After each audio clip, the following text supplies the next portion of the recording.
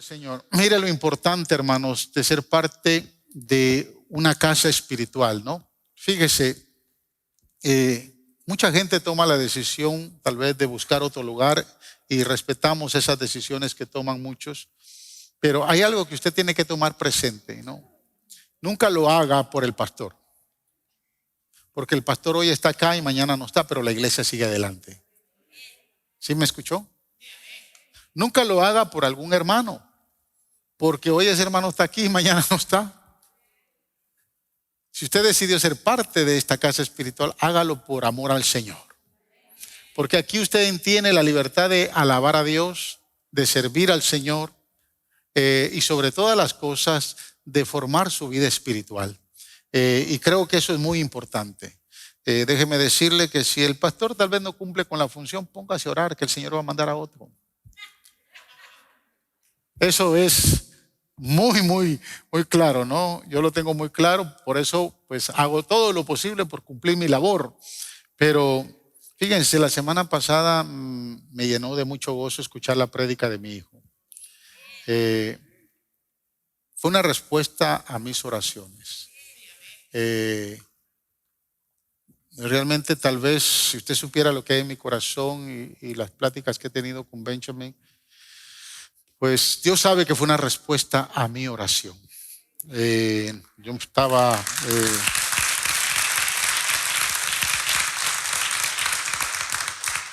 sé que él es joven, necesita mucho de sus oraciones, de mis oraciones. Y sé que Dios, ya sea en este lugar, o donde Dios lo quiera usar, lo va a usar grandemente, ¿no? Creo que ya el Señor empezó a dar muestras, ¿no? De su respaldo en cada vez que Él se dispone a predicar la palabra del Señor. Y le doy gracias a Dios porque creo que lo está haciendo mucho mejor que yo. Amén. Y eso a mí me llena de gozo, ¿no? Porque los hijos tienen que crecer más que los padres. Y en esa área pues creo que Dios lo está usando de una manera muy especial. Pero Él me motivó a empezar una serie de sermones acerca de la presencia de Dios a través del libro de los Hechos. Y creo que vamos a llegar a final de año viendo la presencia del Señor en el libro de los Hechos. Así que yo quiero invitarle a que abra su Biblia ahí en Hechos capítulo 2. Hoy vamos a ver ese primer sermón que yo voy a hacer.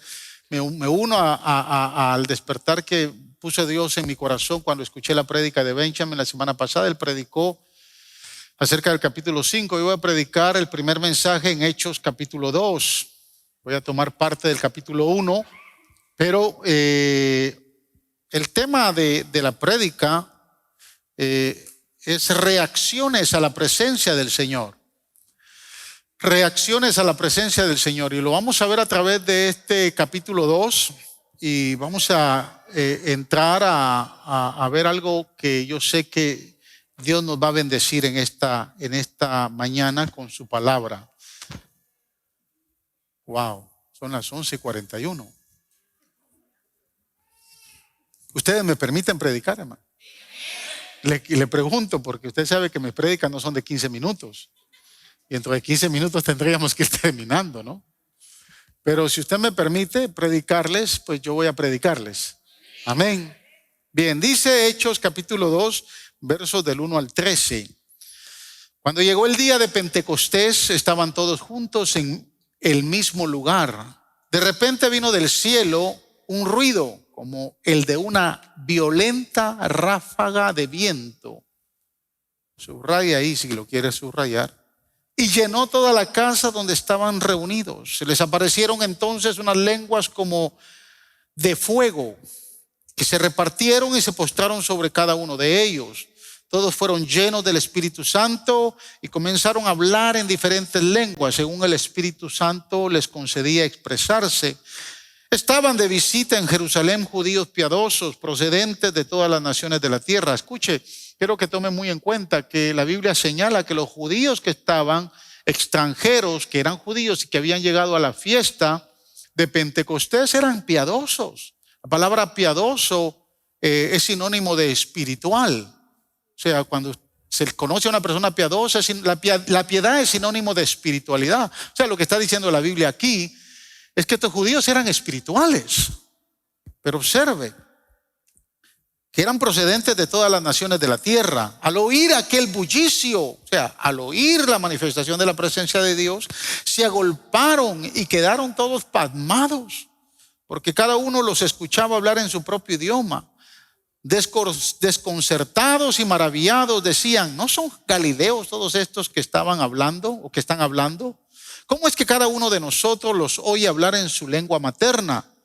Pardos, medos, elamitas, habitantes de Mesopotamia, de Judea y de Capadocia, del Ponto y de Asia, de Frigia y de Panfilia, de Egipto y de las regiones de Libia cercanas a Cirené, visitantes llegados de Roma, judíos y prosélitos, cretenses y árabes, todos por igual los oímos proclamar en nuestra propia lengua las maravillas de Dios. Wow. Desconcertados y perplejos se preguntaban: ¿qué quiere decir esto? Otros se burlaban y decían: lo que pasa es que están borrachos.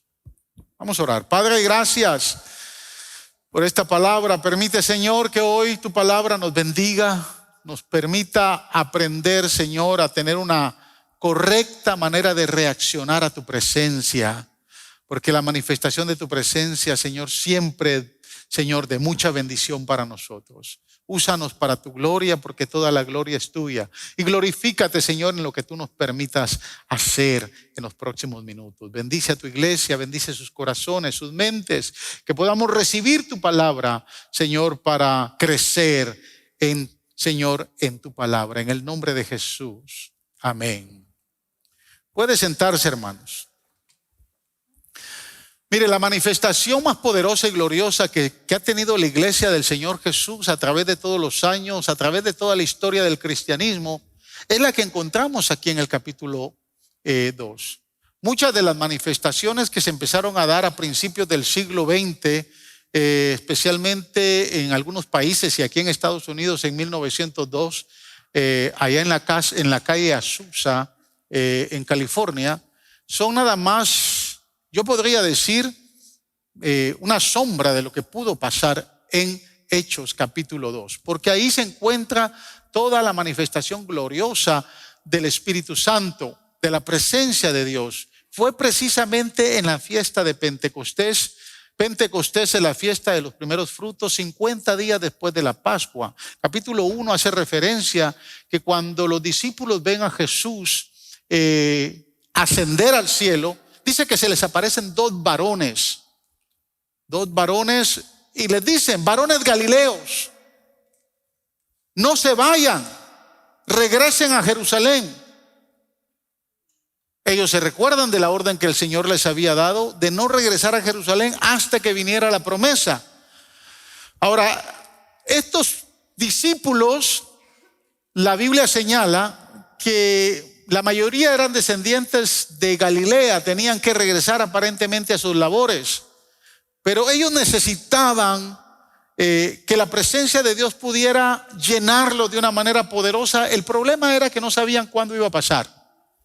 Ni el Espíritu Santo, ni los ángeles que dieron el anuncio, ni siquiera el mismo Señor les dijo que iba a ser exactamente 50 días después de la resurrección de Cristo, o sea, después de la Pascua.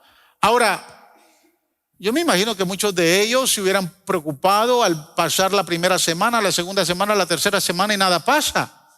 Pero el problema era que en ellos no había preocupación, sino realmente una expectación. Había una expectativa de que algo iba a suceder. Por eso se reunieron en el llamado aposento alto. Y dice la Biblia que no solo fueron los 11 discípulos, sino estaba la madre de Jesús, estaban las mujeres que habían seguido a Jesús y habían 120 personas. En Israel hay 4 lugares que reclaman algunas iglesias, que es el aposento alto. El último que se descubrió fue hace como unos 4 años, que es la iglesia armeniana, que reclama un aposento alto, que realmente no es muy turístico, pero básicamente es un sótano. Tuvimos la oportunidad de ir con el obispo a visitar ese lugar. Pero hay 4 lugares que se mencionan o la iglesia reclama. La iglesia tradicional reclama el aposento alto que está arriba de la ciudad de David. Y es un lugar que dentro de la época bizantina se convirtió en iglesia, pero después cuando entraron los musulmanes, el Imperio Otomán se convirtió en una mezquita. Entonces cuando usted llega a ese lugar, al aposento alto, va a encontrar que es una mezcla de cristianismo con islamismo. Pero es un lugar básicamente, pudiéramos decir, del tamaño del altar, solo que de manera cuadrada, donde pudieron haber estado 120 personas congregadas por 50 días. No salieron, estaban en la expectativa de lo que el Señor le había dicho. Yo creo que al llegar el día 50 me deja ver que ellos estaban dispuestos a estar ahí 1 año o 2 años. Yo no sé si usted y yo hubiéramos aguantado. O nos hubiéramos desesperado pensando en el negocio, pensando en el trabajo, pensando en todas las ocupaciones que tenemos. ¿A quién le gustaría que nos quedáramos, hermanos, 50 días aquí a partir de hoy? Amén, dice Juan. Pero Kelly lo codea y le dice, no se te olvide que hay familia. O sea, no es fácil tomar la decisión de esperar lo que Jesús les ha dicho, la promesa. O sea, esa manifestación realmente fue muy especial.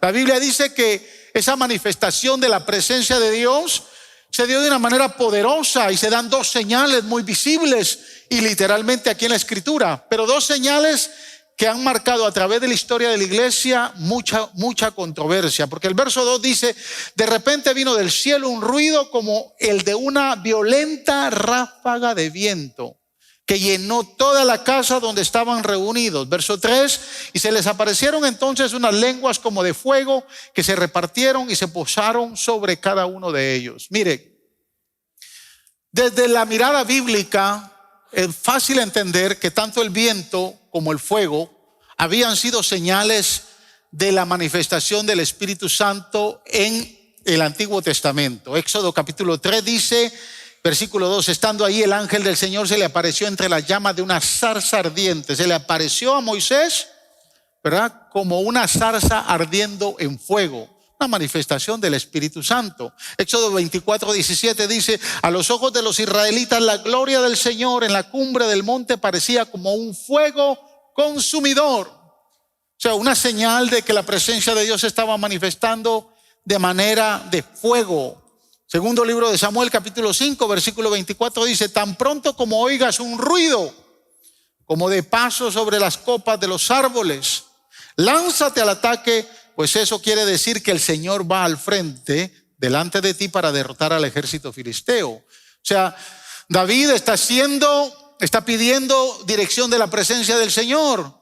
Y la respuesta es cuando escuches un viento y un ruido y un viento que está soplando entre los árboles, te vas a dar cuenta que es la indicación de que puedes ir adelante y derrotar a los filisteos. O sea, de alguna manera, el fuego y el viento fueron señales de la manifestación de la presencia del Señor.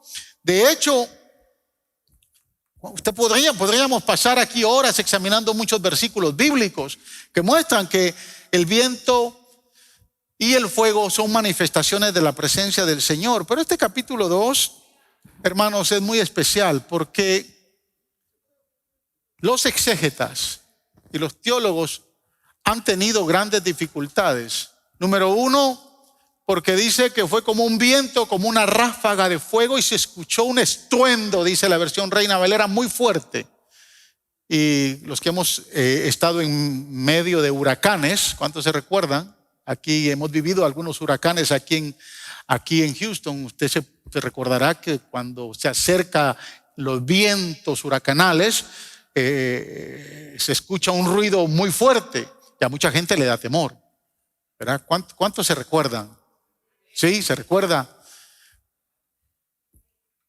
Y esa señal podríamos entenderla un poco mejor. El problema es cuando la Biblia dice que la segunda señal se dio como llamas de fuego. No eran realmente llamas de fuego, pero como llamas de fuego, lenguas como llamas de fuego sobre aquellos 120. Y eso es muy difícil de explicarlo. Porque no dice que era fuego, sino era como fuego. Lenguas como de fuego. Ningún erudito, ningún exégeta ha logrado traerle una total interpretación, porque cuando usa el vocablo lenguas repartidas, está hablando de lenguas idiomáticas. Pero cuando se asocia, ¿verdad?, con lenguas como de fuego, pues definitivamente tenemos que entender que algo pasó, pero que había que estar ahí para poderlo entender mejor. O sea, yo no me voy a quebrar la cabeza para poderle explicar a usted realmente lo que pasó, pero usted tiene que entender que lo que pasó ahí fue presencia de Dios. Amén. Que hubo una manifestación gloriosa de la presencia de Dios y que esta gente empezó a hablar en otros idiomas. Y habían judíos piadosos de todas partes del mundo. Ahí se mencionan los lugares, desde Egipto, Roma, Asia. O sea, todos los lugares habían llegado judíos piadosos. O sea, habían llegado gente muy espiritual a participar de la celebración de la fiesta del Pentecostés. Y cuando escucharon el ruido y vieron la manifestación de la presencia de Dios, empezaron a reaccionar. Y de esas reacciones quiero hablar yo. Porque vemos 4 diferentes reacciones, 4 grupos que reaccionan de manera distinta. El primer grupo que aparece son los pasmados. Dígale al que está a su lado, no te pasmes cuando veas la presencia del Señor. Dice ahí literalmente, verso 6, al oír aquel bullicio se agolparon y quedaron todos pasmados, porque cada uno les escuchaba hablar en su propia lengua. La versión Reina Valera dice que estaban confusos, pero el original griego de pasmado es la palabra taumazo, que significa estar embobado, estar atónito. Es más, implica estar hechizado. Imagínense, o sea, cuando se habla de un hechizo, se habla de que alguien queda pasmado. Es decir, que una persona pasmada es una persona que está embobada, que no se entera de lo que ocurre o de lo que se dice. Como cuando, hermana, usted le habla a su esposo, que lo deja pasmado, lo deja embobado, no sabe qué decir. Hay hermanas especialistas de pasmar a los esposos.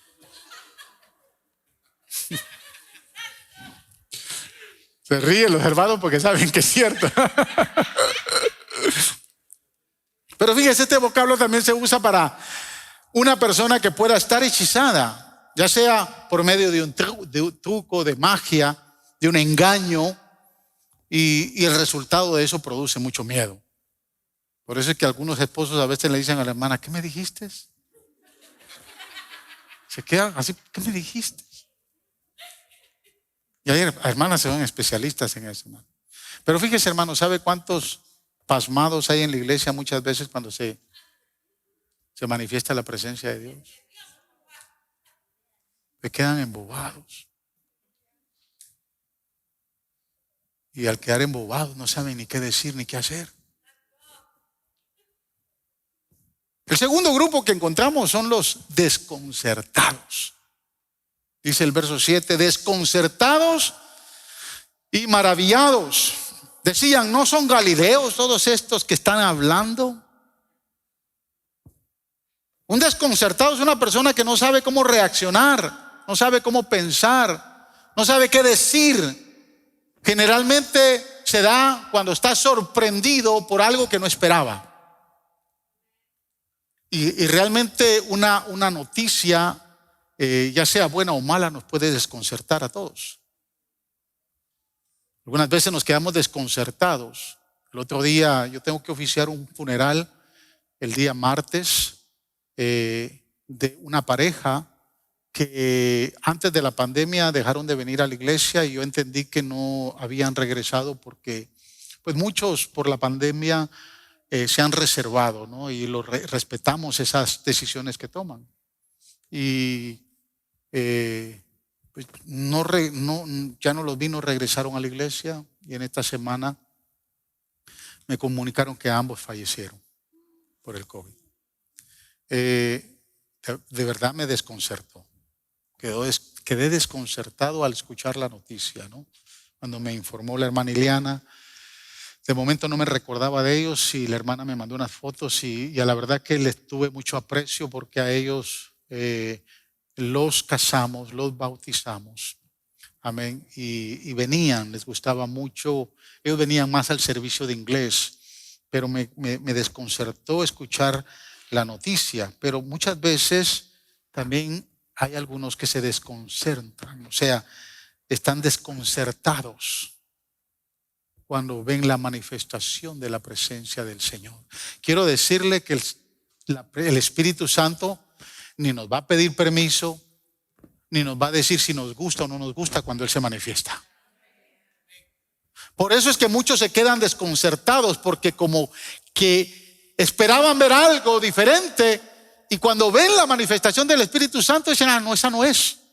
Como que si el Espíritu Santo nos debe explicación de cómo Él se quiera manifestar. Esta es su iglesia, esta es la iglesia del Señor, y Él se va a manifestar como Él quiera manifestarse. No nos va a pedir permiso, ni nos va a preguntar, ¿cómo te gustaría, hermano, que yo me manifestara? No, el Espíritu Santo es dueño de esta congregación. Es más, ni a mí me pregunta, porque Él está sobre nosotros. Y Él se va a manifestar a medida que se da lo que vamos a ir viendo en esta prédica. La versión Reina Valera dice que estaban atónitos. Usa la palabra desconcertado como atónitos.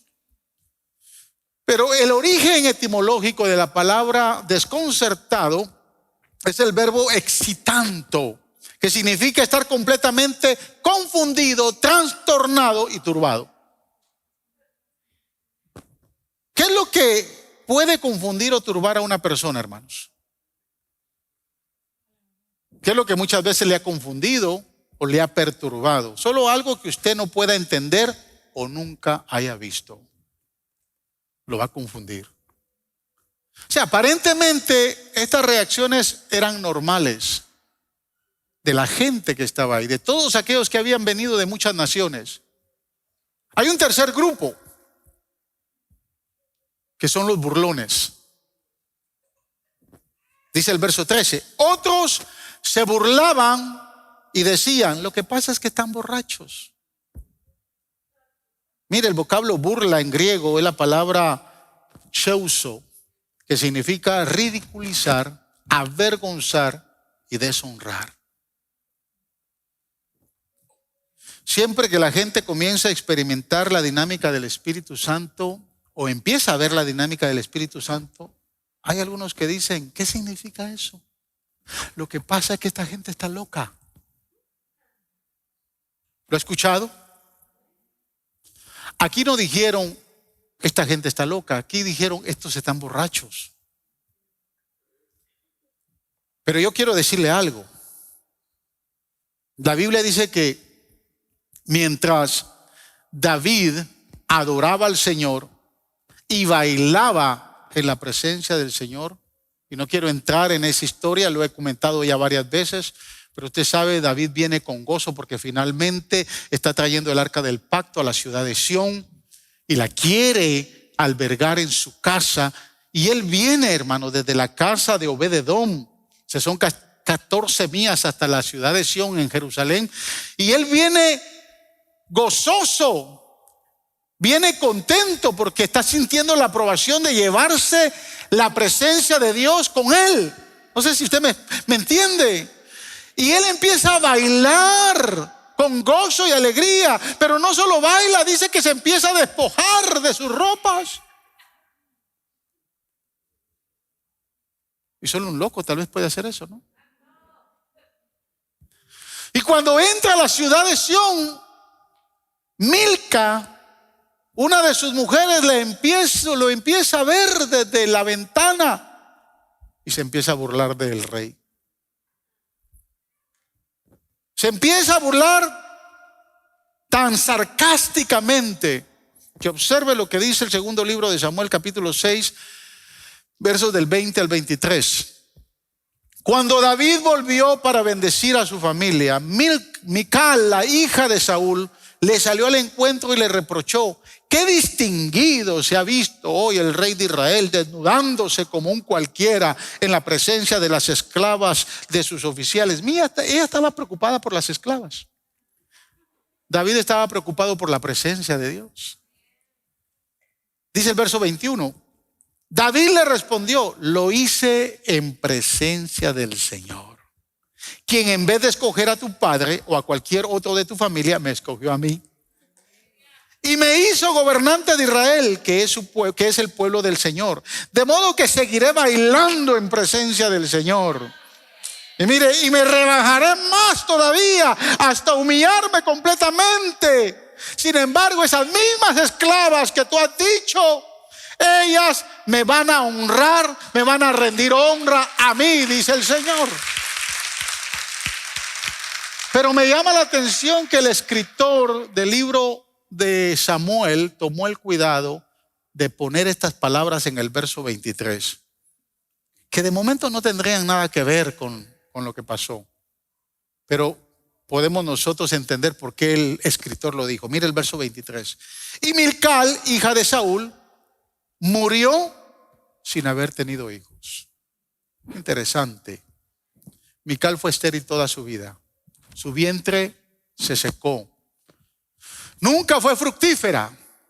Y así hay muchos creyentes hoy en día que no son fructíferos espiritualmente porque no le han dado honra al Espíritu Santo. Cada vez que hay una manifestación de la presencia del Señor, no están pasmados, no están desconcertados, pero se empiezan a burlar o no creen a la presencia del Espíritu Santo. Hay creyentes nacidos de nuevo con la mentalidad de Mical, que se burlan de las cosas del Espíritu, y algunos hasta las llaman demoníacas. Y mire, hermanos, yo quiero hoy, como su pastor, aconsejarle algo. Tenga mucho cuidado cuando usted va a prejuiciar.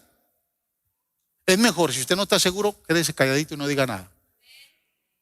Le voy a decir por qué. Es muy peligroso, porque la burla al Espíritu Santo es una ofensa.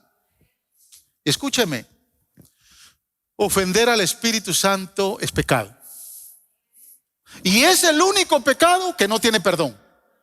Por eso le pido que sea cuidadoso. Mateo capítulo 12, versos 31 y 32 dice: por eso les digo que a todos se les podrá perdonar todo pecado y toda blasfemia, pero la blasfemia, y la palabra blasfemia aquí es burla, la blasfemia contra el Espíritu Santo no se le perdonará a nadie. A cualquiera que pronuncie alguna palabra contra el Hijo del Hombre se le perdonará, pero el que hable contra el Espíritu Santo no tendrá perdón ni en este mundo ni en el venidero. Wow. Si usted no entiende la manifestación del Espíritu Santo, mire, ¿sabe cuánta gente en las redes yo no he visto que se burla de la manifestación del Espíritu Santo? Y quiero repetirle, el Espíritu Santo, cuando Él se quiere manifestar, no le va a pedir permiso a usted, ni le va a preguntar cómo usted quiere que Él se manifieste. Él se va a manifestar. Algunos están diciendo: ay, pastor, pero hay que tener discernimiento. Pero muchos en ese discernimiento han ofendido al Espíritu Santo. Le voy a explicar la única razón por la cual usted ni va a quedar pasmado, ni va a quedar desconcertado, ni se va a burlar de la presencia del Espíritu Santo. De la única forma que usted no lo va a poder hacer es tomando el ejemplo de los primeros creyentes. Porque el cuarto grupo, que realmente fue el primer grupo que aparece ahí, observe lo que dice el verso 2, o el verso 4, perdón. Dice: todos fueron llenos del Espíritu Santo y comenzaron a hablar en diferentes lenguas según el Espíritu Santo les concedía expresarle. O sea, los 120 fueron llenos de la presencia del Espíritu Santo. ¿Sí me está entendiendo? Los demás que habían llegado de otros lugares, que no estaban en el grupo, que no eran parte de los 120, cuando ven la manifestación, algunos se pasman, otros se desconcertan, otros se burlan, pero solo 120 fueron llenos. Y la intención del Espíritu Santo, cada vez que nos congreguemos o en nuestra vida espiritual, es que seamos llenos, porque Él quiere llenarnos a todos de su presencia. ¿Cuántos quieren ser llenos de la presencia del Espíritu Santo? ¿Cuántos quieren sentir la llenura del Espíritu Santo?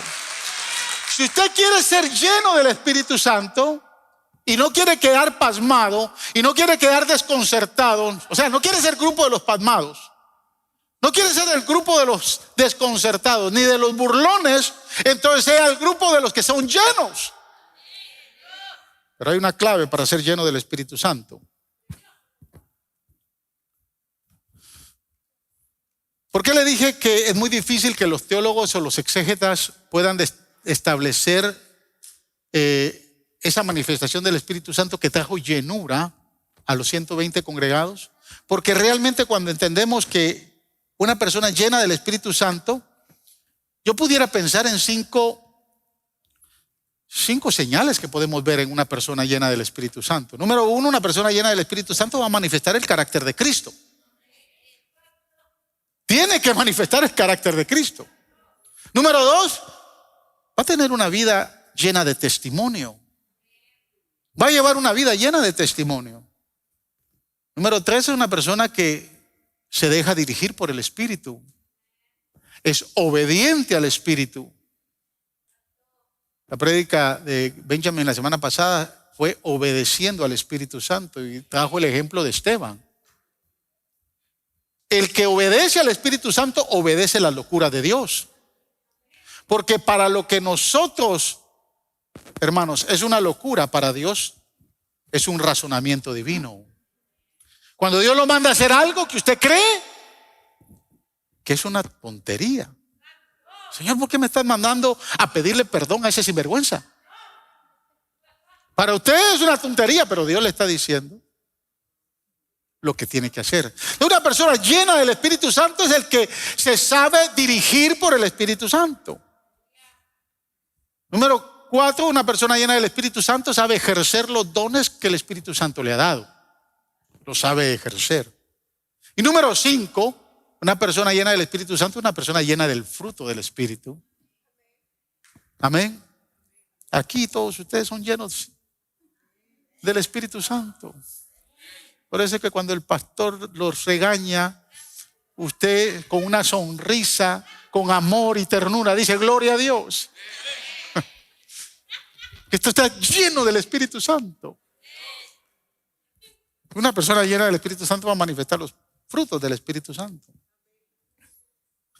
Pero escucha, hermano, es en Jesús en donde encontramos las manifestaciones más gloriosas del Espíritu Santo. Y este pasaje me venía a la mente cuando estaba elaborando este sermón. Es este pasaje hermoso de Lucas capítulo 4, versos 18 y 19. Recuérdese que Jesús salió del desierto 40 días y 40 noches ayunando. Cuando Él fue bautizado por Juan el Bautista, dice que el mismo Espíritu lo lleva al desierto y está 40 días y 40 noches. Cuando Él sale del desierto, se dirige a Capernaum y entra a una de las sinagogas y se sienta. Jesús es reconocido como rabí y lo invitan a leer parte de la escritura. Se lee esta escritura y después lo invitan a reflexionar. Y cuando se lee esta escritura que dice: el Espíritu del Señor está sobre mí, por cuanto me ha ungido para anunciar buenas nuevas a los pobres, me ha enviado a proclamar libertad a los cautivos y dar vista a los ciegos, a poner en libertad a los oprimidos y a pregonar el año del favor del Señor. Cuando se escucha eso, Jesús se levanta y dice: esta escritura hoy se ha cumplido en mí, dice el Señor. Porque lo primero que llama la atención es que dice: el Espíritu del Señor está sobre mí. Y cuando el Espíritu de Dios está sobre usted, porque usted está lleno del Espíritu Santo. Pero las señales son interesantes. Dice que el Espíritu Santo lo ungió para anunciar las buenas nuevas a los pobres. Lo envió a proclamar libertad a los cautivos y dar vista a los ciegos. Lo llenó y lo ungió para poner en libertad a los oprimidos y a pregonar el año favorable del Señor. Las 4 áreas que menciona Jesús, que por la razón por la cual el Espíritu Santo lo ha ungido, ¿sabe? En un común denominador podemos decir que el Señor dijo: el Espíritu Santo me llenó para evangelizar, para llevar la palabra de liberación a todo aquel que necesita. En estos días recibí un video muy impresionante. Me llamó mucho la atención porque el video habla de la iglesia de mayor crecimiento en el mundo. Y los que hemos vivido por años en el evangelio nos podemos poner a pensar que de momento seguía siendo la iglesia de Corea o las grandes mega iglesias de África. Una de las iglesias de Zaire tiene más de 500,000 de miembros. Se reúnen todos los domingos y no tienen templo porque no pueden reunirse en templo. Se reúnen en grandes valles y cada 200,000 personas ponen sonido. Ahí en esas iglesias dice en África que la gente, las mujeres que están embarazadas, desean dar a luz en medio de un servicio. Porque si dan a luz en medio de un servicio, dicen que su hijo fue elegido para ser profeta a las naciones. Entonces, cuando se habla de mega iglesias o de iglesias de mayor crecimiento, uno piensa en las iglesias de África, uno piensa en las iglesias de China, pero me sorprendió, ninguna de ellas es la iglesia de mayor crecimiento. La iglesia de mayor crecimiento se está dando ahorita en Irán.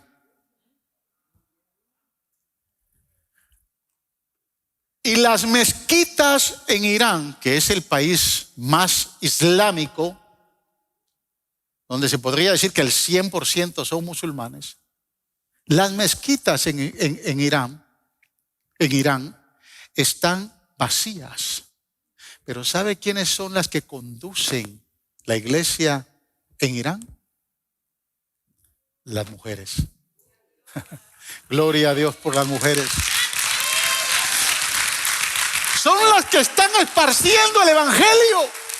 Los testimonios son impresionantes. ¿Sabe? No le pueden decir cuando una mujer o un hombre comparte el evangelio con alguien más. No tienen Biblia, no tienen pastores, no hay templos porque es prohibido en Irán. Pero cuando una de estas mujeres comparte el evangelio, no le dice a la otra compañera dónde se reúnen. Le comparte. La otra se arrepiente. El Espíritu Santo está haciendo una obra extraordinaria. Y dicen los testimonios que la persona que recibe a Cristo, el Espíritu Santo lo va a guiar. Porque le preguntan: ¿y dónde se congregan? No te puedo decir. El Espíritu Santo te va a decir a dónde tienes que ir. ¡Wow! ¡Impresionante! Me llamaba grandemente la atención. Si quiere escuchar el video, mándeme un texto. Se lo voy a compartir.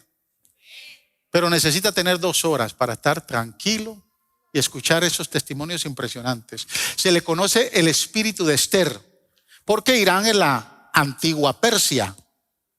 Y Esther, obviamente, fue la que liberó al pueblo judío. Es más, señala el video que mientras los hichitas, que gobiernan el Estado Islámico de Irán, están levantándose en contra de Irán, dice que hay más de 200,000 mujeres día a día orando por el pueblo judío de Israel. ¡Wow! Impresionante, impresionante. Entonces, cuando escuchamos el testimonio de Jesús, el Espíritu de Dios vino sobre mí, me ungió, me llenó. ¿Para qué? Para proclamar las buenas nuevas de salvación. Se va a distinguir a alguien que está lleno del Espíritu Santo porque quiere compartir de su amado Jesús. Quiere compartir de su Señor y dar testimonio de lo que Dios ha hecho en su vida. Pero fíjese, había una clave porque estos hombres y mujeres, estos 120, fueron llenos del Espíritu Santo. Quiero que leamos Hechos 1:14. Ahí está la clave del por qué estos 120 fueron llenos y no fueron desconcertados y no fueron pasmados y no fueron burlones, fueron llenos. Mire lo que dice Hechos 1:14. Todos en un mismo espíritu se dedicaban a la oración junto con las mujeres y con los hermanos de Jesús y su madre María. Hermanos, la clave para ser lleno del Espíritu Santo está aquí en este verso. Dice que todos en un mismo espíritu se dedicaban a la oración. La versión Reina Valera dice que todos perseveraban unánimes en oración. La versión Nueva Traducción Viviente dice, todos se reunían y estaban constantemente unidos en oración. Amados hermanos, el catalítico para la llenura del Espíritu Santo es la unidad y la oración.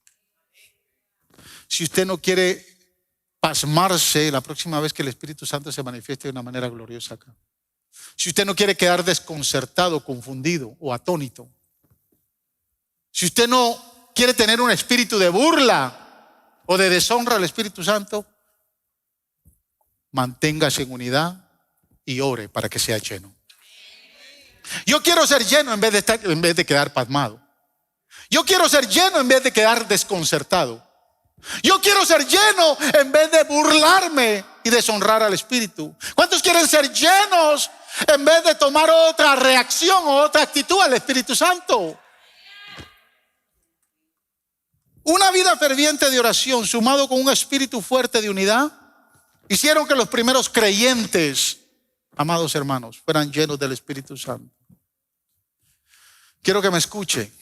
Usted no puede decir que está lleno del Espíritu Santo si no está dispuesto a vivir en unidad y en oración. Y quiero honestamente compartir algo.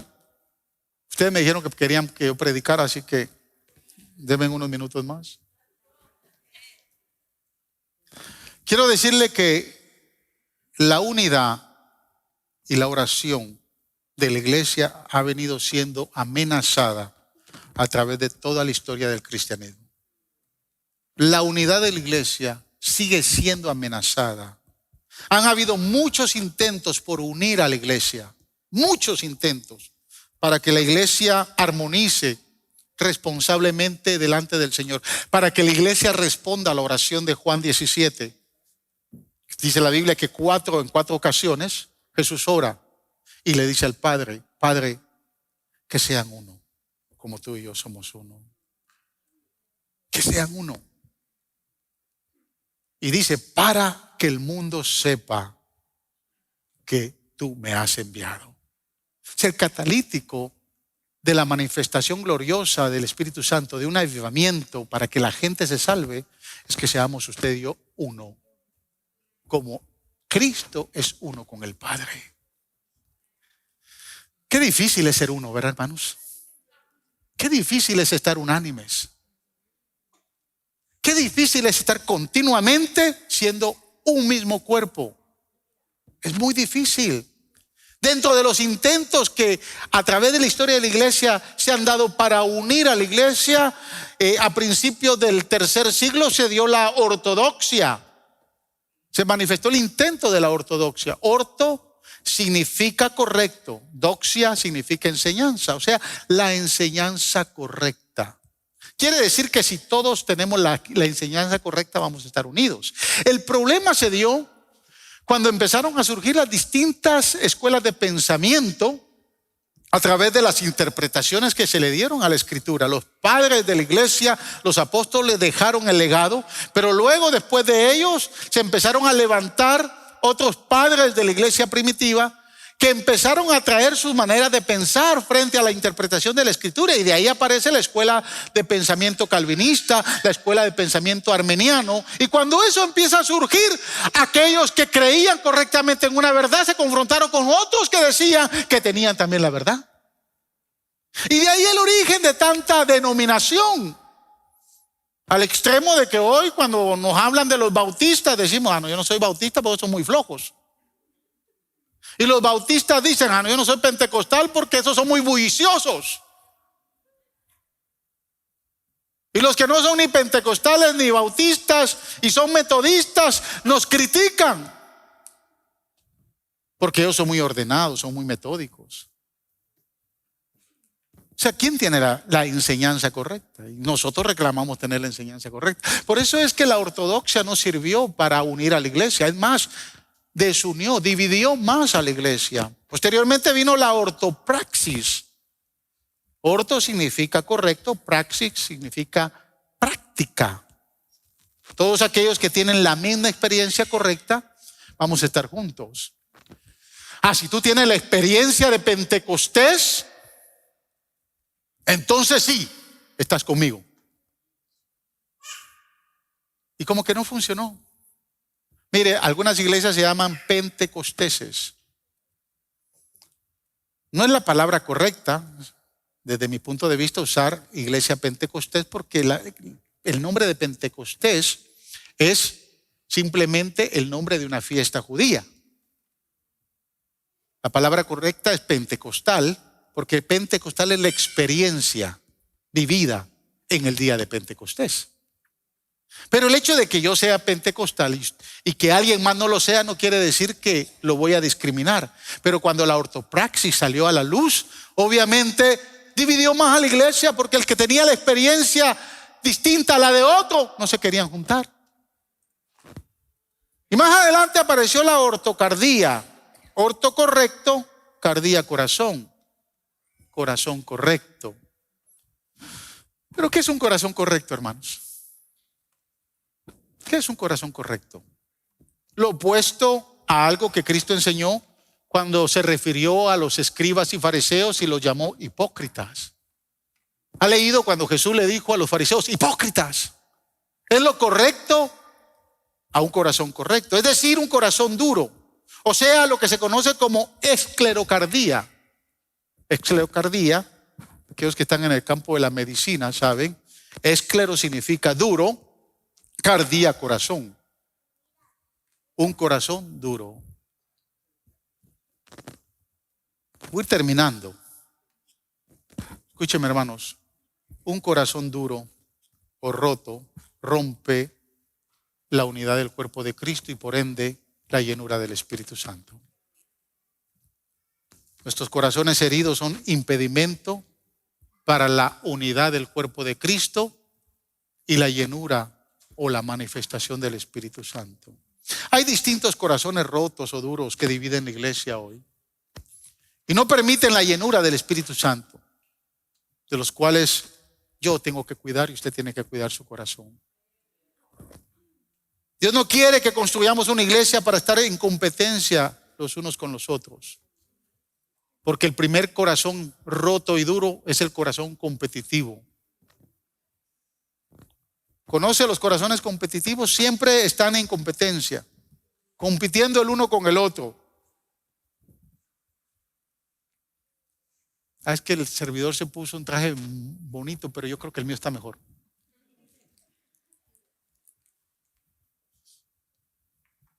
Esta muchacha canta, pero yo canto mejor. Parece que aquí hay como 5 tecladistas, más creo que hay. No, este no toca igual que yo. Es un corazón competitivo. Rompe la unidad de la iglesia y por ende la llenura del Espíritu Santo. Un ejemplo de competencia lo vemos en Jacob y Esaú. Estos dos hermanos vivieron en competencia. Desde que estaban en el vientre empezaron a competir. Es más, cuando salen y la madre da luz, tanta es la competencia que dice que Jacob se toma del carcañal de Esaú. ¿Ha visto hermanos competir? ¿Tiene hijos que están en competencia? Es difícil verlo así. Pero hay un ejemplo bíblico que nos enseña la diferencia. El caso de David y Jonatán. Jonatán aparentemente era el próximo rey de Israel, pero Jonatán le entregó a David en su mano su escudo, su talabarte, su espada, le entregó todo para manifestar su apoyo al próximo rey de Israel. Qué lindo es no competir con aquel que Dios está reconociendo que tiene ministerio. Qué lindo es no competir con aquel que Dios lo usa en el cántico, porque si lo usa a él, aunque sea con mis gallos, también me va a usar a mí. Un corazón competitivo daña la unidad de la iglesia y la llenura del Espíritu Santo. Un corazón duro es un corazón desvalorizado. Hay muchos cristianos que sufren la desvalorización. No se sienten valorizados. El ejemplo que podemos pensar es en Ismael. ¿Se recuerda Ismael? El hijo de Abraham. Este muchacho sufrió el desprecio de Sara, la mujer de Abraham, y la pasividad de un padre que no pudo formar carácter en él. Él creció con odio, con amargura, con rebeldía, y dice la palabra que luchó con todos y contra todos. Y así hay hoy muchos desvalorizados. Cuando somos desvalorizados, hermanos, nos volvemos insensibles, indiferentes, duros, indolentes. Nos volvemos ácidos, críticos. Todo lo criticamos y nos volvemos indiferentes. No sé si le estoy hablando a alguien hoy, pero si a usted le gusta criticar mucho, de momento, su corazón, examine su corazón. Todo lo critica. Un corazón desvalorizado es un corazón rechazado. Y cuando nos rechazan, hermanos, nos rebelamos.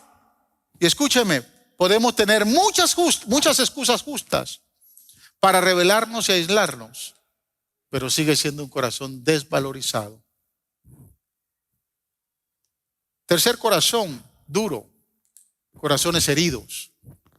Hay muchos creyentes heridos y que han sido dañados por muchos miembros de iglesia, es más, han sido dañados por muchos pastores. Un ejemplo lo tenemos en la Biblia en el caso de Tamar y Amón, los hijos de David.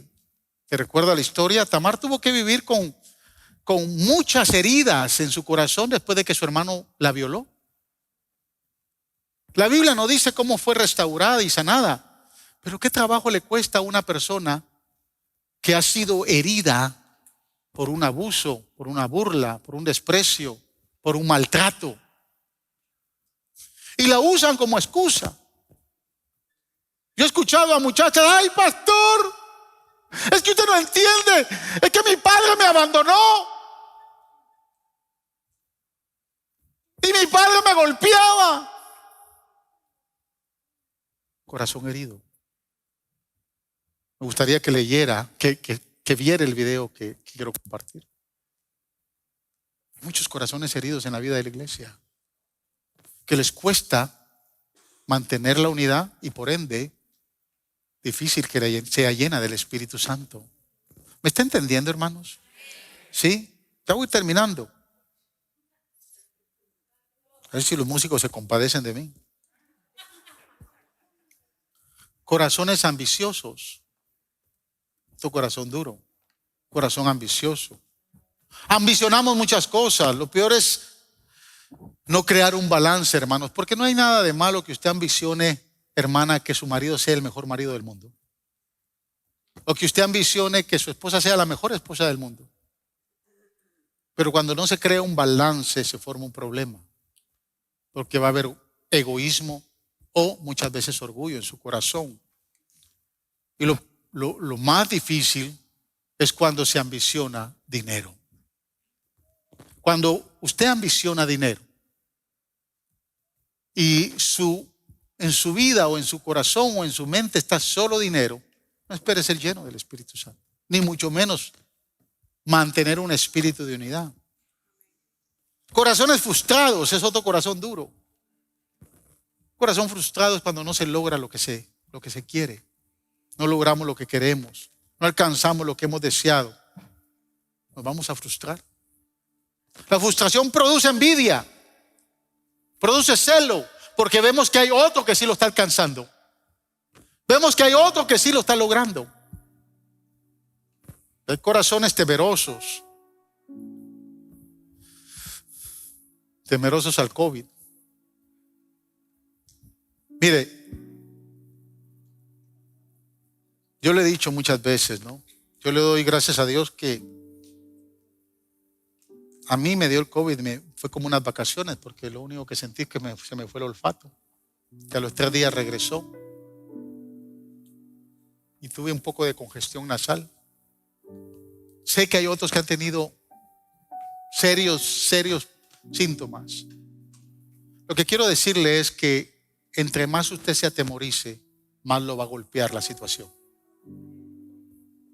Entre más temor tenga, más rápido va a ser una víctima de que los síntomas sean más graves.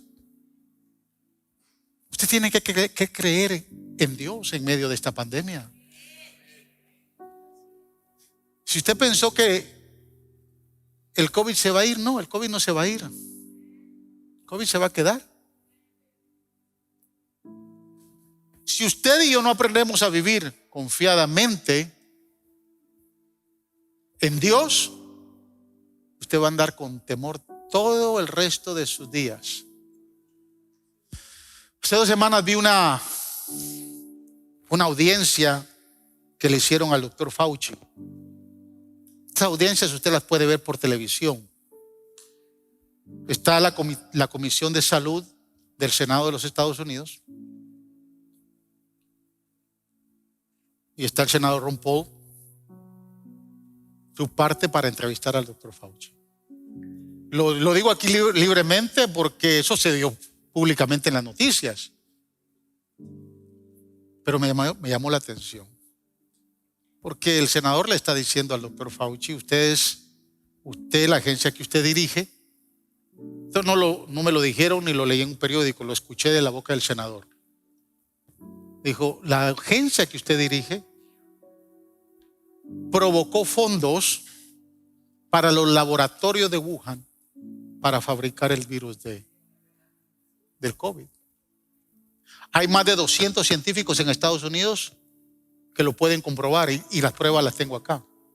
El doctor Fauci lo desmintió, pero le dijo algo más. Lo que más me atemoriza, le dijo el senador, es que si su agencia dio fondos para provocar este virus que tiene una tasa de mortalidad del 2%, ahora ustedes están dando fondos para provocar virus que va a tener una tasa de mortalidad del 15%. No sé si me entendió lo que quise decir. Esto no me lo contaron, esto yo lo escuché porque yo me meto a ver las audiencias del Senado. Es interesante entender que vendrán cosas peores. Porque la Biblia nos lo dijo ya, principio de dolores. Y el único que nos va a liberar de todo esto se llama Jesús, porque viene pronto y nos va a levantar. Esto no es fantasía, no es fábula, no es una película de Hollywood. Esto es la verdad, lo que dice la palabra que Dios nos entregó. Entonces no viva con un corazón temeroso, porque ¿qué cosas peores esperamos? Pero mientras las esperamos, también esperamos y levantemos nuestra cabeza, porque nuestra redención está cerca. Y yo espero mejor vivir con la esperanza de un Cristo que va a venir pronto y no atemorizarme por nada de lo que venga en el mundo. Corazones temerosos, corazón duro. Corazón duro es un corazón indiferente, son los que asesinan la unidad del cuerpo de Cristo. Son los que producen una gran falta de cooperación. Son corazones que no les importa nada y que todo lo critican. Están ahí solo observando y cualquier cosa que ven mal. Mire, la iglesia del Señor, aquí en esta iglesia se hacen muchas cosas incorrectas. ¿Por qué? Porque somos humanos. De este pastor usted no espere ver perfección, porque yo estoy lleno de errores. Pero ayer lo decía con los que nos acompañaron en la celebración de mi cumpleaños. Les dije gracias por aceptarme tal y como soy. Y no le estoy hablando de prieto y feos, no. Le estoy hablando de mis errores. Usted en mí va a ver errores. Si ya no quiere ver errores en mí, manténgase fiel, porque yo me quiero mantener fiel. Allá en el cielo va a ser diferente la cosa. Entonces, si yo lo amo a usted con todos sus errores, con todas sus sinvergüenzadas, ámeme a mí también con todos mis errores. Esa es la unidad del cuerpo de Cristo. Por eso es que el apóstol Pablo dijo, sellando este mensaje, voy a leer las palabras del apóstol Pablo en Efesios 4, versículos del 3 al 6. Escucha, hermano, lo que dice el apóstol. Dejemos de estar pasmados o desconcertados, o menos tener una actitud de burla. Seamos llenos del Espíritu Santo. Pero de la única manera es mantenernos unidos en oración. Y el apóstol recomienda versos 3 al 6 del capítulo 4 de Efesios. Le dice, yo voy a tomar estas palabras para abrirle mi corazón y decirles a ustedes, iglesia, esfuércense por mantener la unidad del Espíritu mediante el vínculo de la paz. Note que dice, esfuércense para mantener no la unidad del pastor, no la unidad de los líderes. Esfuércense, esforcémonos para mantener la unidad del Espíritu. La unidad no es de nosotros, es del Espíritu Santo. Y cada vez que nos vamos a esforzar para mantener la unidad del Espíritu, usted se va a esforzar para aceptarme tal y como yo soy, y yo para aceptarlo tal y como usted es. Para trabajar juntos, para armonizar, para seguir predicando el Evangelio. Esfuércense para mantener la unidad del Espíritu en el vínculo de la paz. ¿Por qué? Porque hay un solo cuerpo, un solo espíritu, así como también fueron llamados a una sola esperanza. Un solo Señor, una sola fe, un solo bautismo, un solo Dios y Padre de todos, que está sobre todos y por medio de todos y en todos. ¿Por qué nos tenemos que esforzar? Porque la misma fe que usted tiene la tengo yo. La misma esperanza que usted tiene la tengo yo. El mismo Señor Jesús al que usted sirve, yo le sirvo. El mismo Padre, el Padre que yo tengo es su Padre. Y el Espíritu Santo es el mismo Espíritu de todos. Mire, usted puede ser guanaco, puede ser catracho, puede ser mexicano y yo chapín, pero hay un solo Espíritu y de Él debemos de ser llenos todos los días de nuestra vida si nos mantenemos en unidad. Póngase de pie.